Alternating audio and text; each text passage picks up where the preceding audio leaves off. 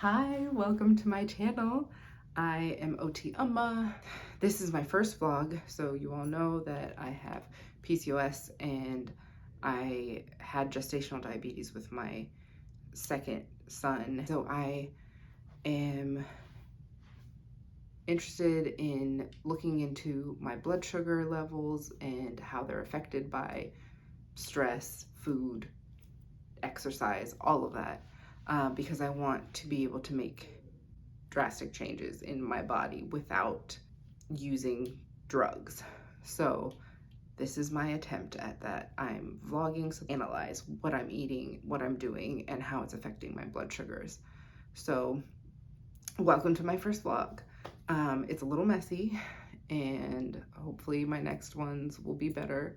In this video, the footage is from February and I just now have had time to edit the footage, which really sucks, but it took a while.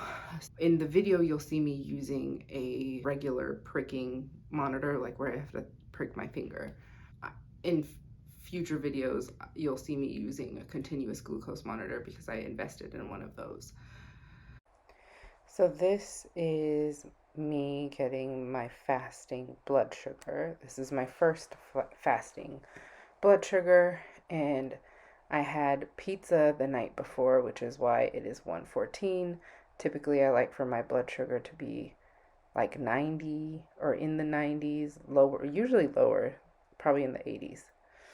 So this is me prepping my breakfast and also the boys' breakfast. I got this organic confetti waffle mix at Ross, and it was pretty cheap there. It supposedly has like sprinkles, but you can't really see them until you get it wet and actually like put the mix together. Um, it's good. And I added a little bit of avocado oil per the recipe. And I use the avocado oil spray on the waffle iron. I like using avocado oil instead of other seed oils. You can see the sprinkles starting to show up in the wet mixture here. The boys loved the waffles. I heated my waffle iron. I can make like 4 waffles at a time in there, which is really nice. I'm spraying it with the avocado oil spray I get at Costco. And then I'm pouring the mixture in, peeling some kiwis, and that's just going to be my topping for the waffles. Using a silicone tool to get the waffles out of the waffle iron. They're obviously pretty hot. Not the best tool, but it works. Chopping up the kiwi to use as a topping on the waffles, and whisking some eggs, chopping some onions for the eggs. I don't really make omelets. I just sort of make like scrambled eggs with vegetables in them, but that's just what works for me. If you can make a real omelet, then go for it. This is my protein. I got these thinly sliced beef from the halal market, and they work really well for breakfast meat, and they're even better than like beef bacon, I think. I just added the onions in there so that they could cook in the beef fat.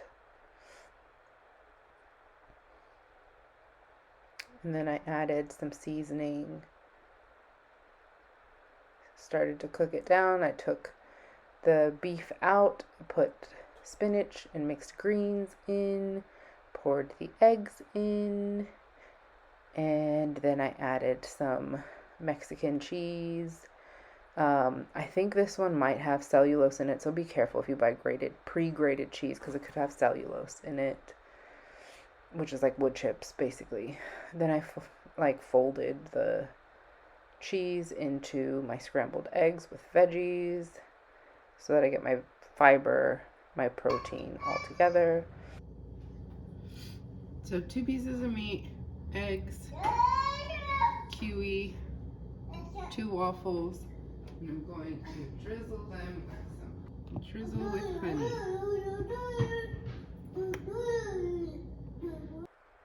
So this is me checking my blood sugar after that big breakfast. It took me a long time to cook the breakfast, so I think I started cooking at like 9. I didn't start eating until like 10:30. So I checked my blood sugar at like 10:30, 11:30, and it was 113. So it's a whole like point lower than my fasting blood sugar. So I think that was good. So I'm taking the high intensity smoothie from Smoothie King. I'll write in there exactly what it's called. I'm gonna drink 24 ounces. Are you okay, Hakeem? Yeah. Well, that's about 24 ounces. And we'll see how my blood sugar does with that. I subbed the almonds for peanut butter, I think. And now I'm checking my blood sugar. It's 124 after having that smoothie. I think I had about 20 ounces or 22 ounces of the smoothie. And then for dinner, I had those mixed veggies from Costco with green beans and fish sticks. Not like the best dinner, but I didn't feel like cooking a whole lot, so this was easy to do. And my blood sugar after that was 119, so still under 145, still under where I wanted it to be. I'd like to keep it under 145, so I felt like I was doing well that day. But I did get hungry after this, which is why I ended up making like a little shake for myself, protein shake. I used the Young Living Slick weight management, like meal replacement with coconut water, and I just shook it up in like a shaker bottle. And I had that, but I think I forgot to check my blood sugar. Maybe I didn't. Hopefully I checked my blood sugar after, but I think I may have forgotten. And so I just went straight into prepping food for the next day. So here I am chopping up red onions. I already had chopped celery, and I'm prepping tuna salad to make tuna sandwiches for the next day because we're gonna have like a little picnic, or we were planning to go to a little picnic with my son's friend. I got the Safe Catch tuna. I don't know how much better that is. Like, I mean, you see these documentaries on Netflix and it just seems like nothing is what it seems. And I used the avocado oil mayo from Primal Kitchen that I get at Costco. I definitely prefer that to seed oil mayo or soybean oil mayo. I mixed it together really well. And I was hoping that Zayd would enjoy it. This is me checking my fasting blood sugar the next morning. Let's see what it is. I can't remember. 95. So that's good. It's under 100.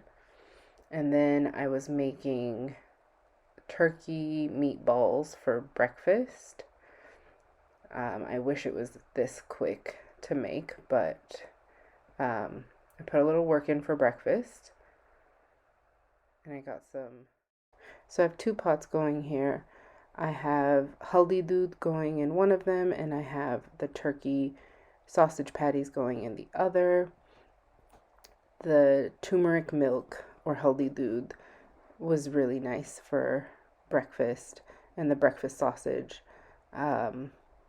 was my main protein.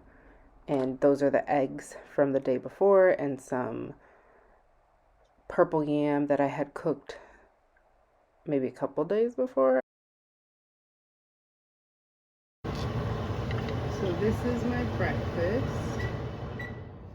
I have sweet potato, 2 of the waffles from yesterday, the same eggs from yesterday, sausage patties that I made, and the golden milk.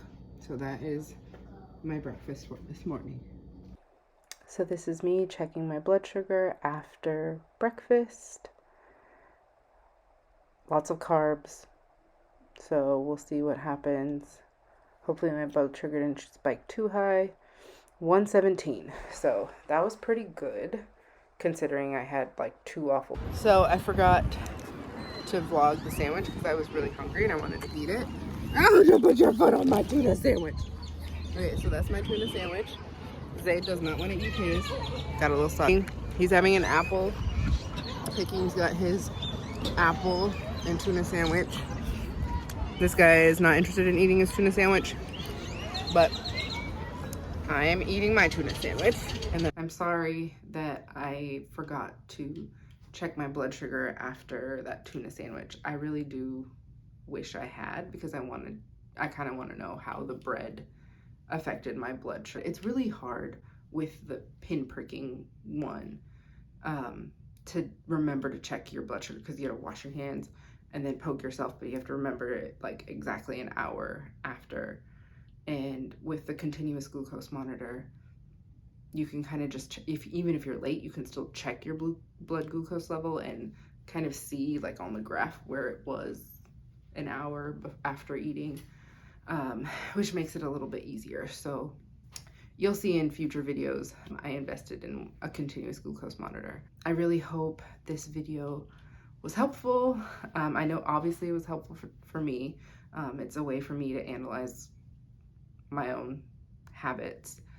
I'm open to suggestions, like, comment, tell me what if you have any suggestions for me to do.